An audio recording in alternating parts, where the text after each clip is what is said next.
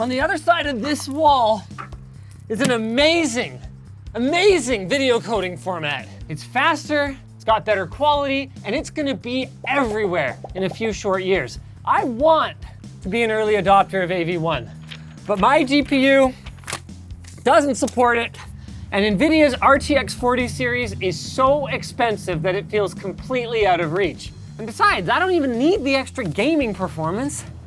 Hey kid, we got all these ARC GPUs nobody wants. They're cheap as heck, and they got the good stuff from behind the wall.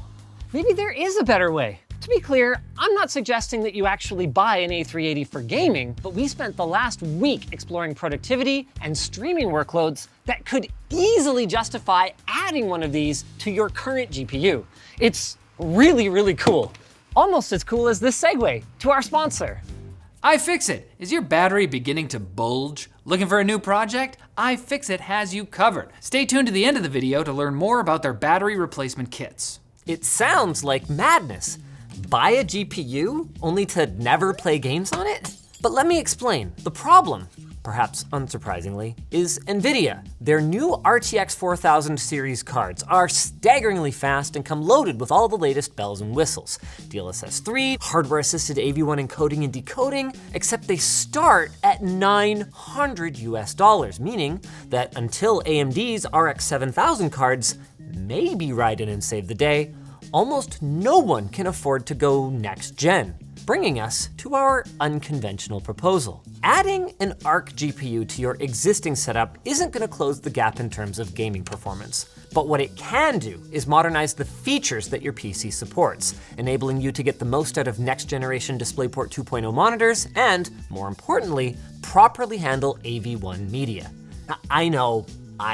Hardware support for media codecs isn't the sexiest topic, but imagine a world without it. If your phone had to use its general purpose CPU cores for video decoding, you might get an hour, maybe 2 hours of screen time watching YouTube videos. Not that you'd want to hold it in your hand for that long. And without hardware accelerated encoding, your M1 MacBook Air could easily take 30 minutes to export a video rather than 3. The difference in both power efficiency and performance really is that stark, which raises the question, why don't we use hardware acceleration for everything? I'm glad you asked. All other things being equal, the cost of a microprocessor is proportional to its physical size. And while fixed function hardware, like a media decoder or encoder, is really great at that one thing, it is basically useless for anything else. And it adds cost to every single chip. So, unless you are darn sure that every customer is gonna use it, you'd probably be better off leaving out that fixed function hardware and beefing up your more versatile general purpose processing cores. All of which means that, given that NVIDIA, AMD, and Intel are all on board, AV1 must be a pretty big deal. It is. If you use the internet, you will eventually benefit from AV1, even if you don't realize it. That's because the biggest users of AV1 are gonna be mega corporations like Amazon, Disney, and Google. How do I know? Because it's gonna save them a lot of money. To start with, AV1 is entirely open source and royalty free, making it super cheap to implement at scale. The ubiquitous H.264 codec has been outdated for a long time, but the reason we're still stuck with it is because more modern alternatives, like H.265, cost operators between 20 and 120 cents per device,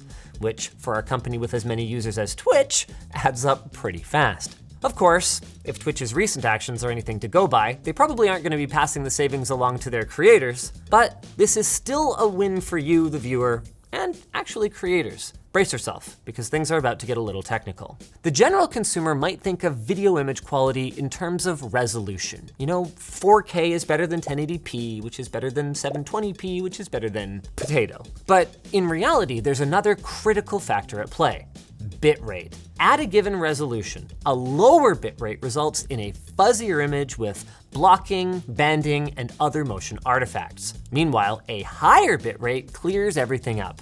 At least until you reach a point of diminishing returns, at which point you'll probably need to crank the resolution. Let's look at an example. 4K subscribers on floatplane.com are gonna be able to see the difference best thanks to our high quality content delivery pipeline, but hopefully everyone else will be able to follow along. This H.264 game footage was captured using open broadcaster software. Looks pretty bad, doesn't it? But that's not their fault. It was encoded at only 3,500 kilobits per second and used the default very fast CPU encoding preset. That means it takes very little bandwidth to stream, and it leaves enough CPU resources available to run your game. That's why some Twitch streamers use this option. The easiest way to fix this quality is to juice up the bitrate.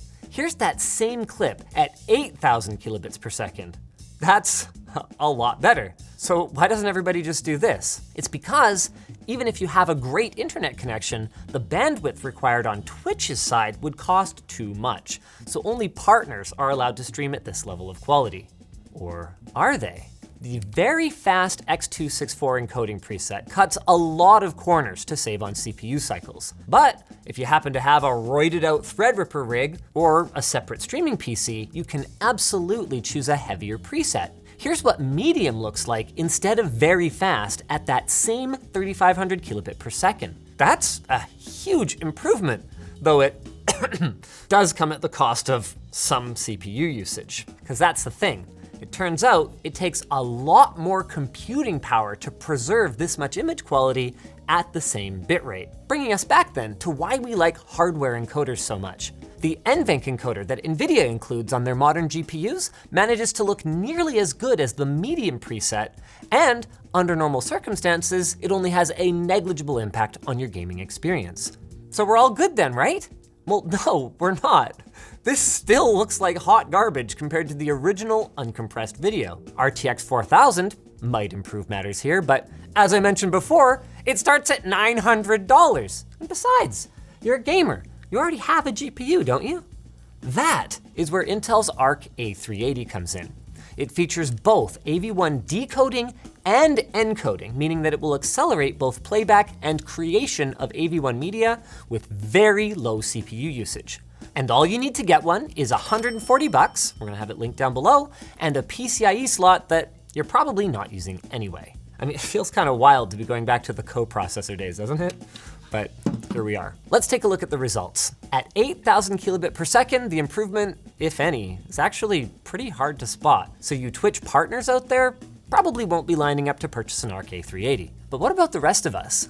If I'm on a lower speed connection and I wanna stream at 3,500 kilobit per second, that is a night and day difference next to our original X264 fast preset, and it's even a market improvement compared to medium and NVENC. The real mind blower in our results though, is that after a pixel peeping session from our production manager Edsel, he found that AV1 at 3,500 kilobit per second looked almost as good as our other encoders at 6,000 kilobit per second. It's worth noting that H.265 looked as good or maybe even better than AV1, but you can only stream using codecs that a platform supports. And given the cost, that's never gonna happen. We also weren't the only ones to be so impressed. We encountered some anomalous results using Netflix's image comparison tool VMAF, but streaming guru Epos Vox managed to get it to play nicely and found that Intel's AV1 encoder not only outperformed every other encoder on the market at 3,500 kilobit per second by a wide margin, but also managed to get surprisingly close to a score of 90 at 8,000 kilobit per second, which should be nearly indistinguishable from the source. Thanks for sharing your graphs, Addy, by the way. I probably owe you a creator edition of the LTT screwdriver. For the rest of you, you can get it at lttstore.com. Speaking of creators, your art card has practical uses beyond gaming as well. Remember when I mentioned the Apple M1 chip? Well, its excellent timeline performance in Final Cut is at least partly thanks to its hardware decoding for popular codecs, including ProRes. And with an Arc GPU, we can expect the same kinds of boosts on AV1 video editing timelines. Eventually, we hope.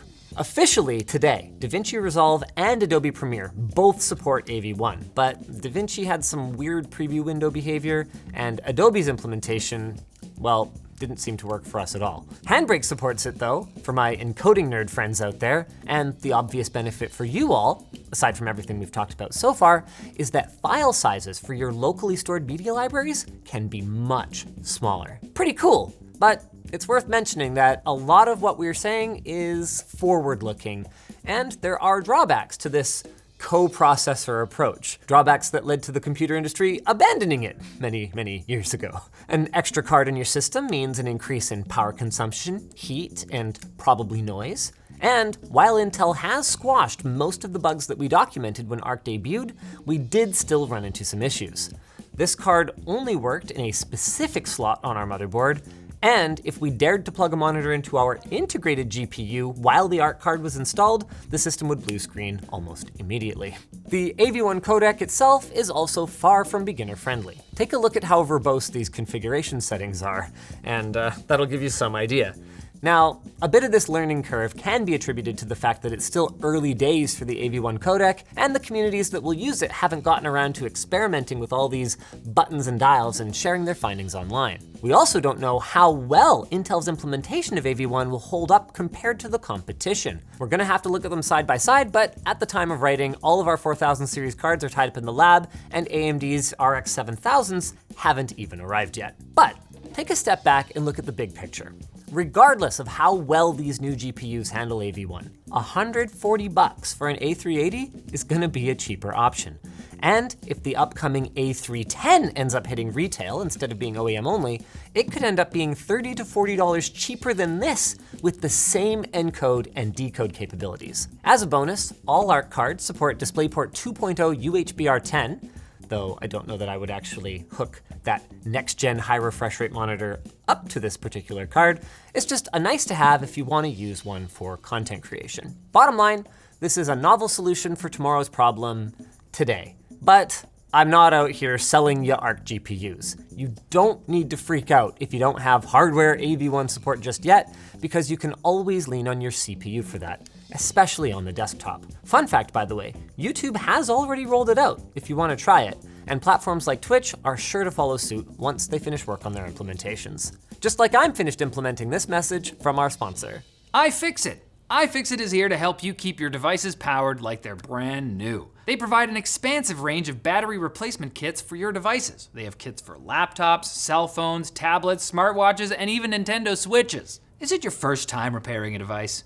Don't worry. Each kit has a simple to follow step-by-step guide with photos to walk you through the process. It's like a children's book. Save yourself time and money while getting to explore a new hobby. Check out ifixit.com/LTT to find fix kits for your devices today. If you enjoyed this video, you might also enjoy our look at the RTX 4000 launch, where we were maybe a little too quick to write off ARC. Turns out it does have at least one purpose.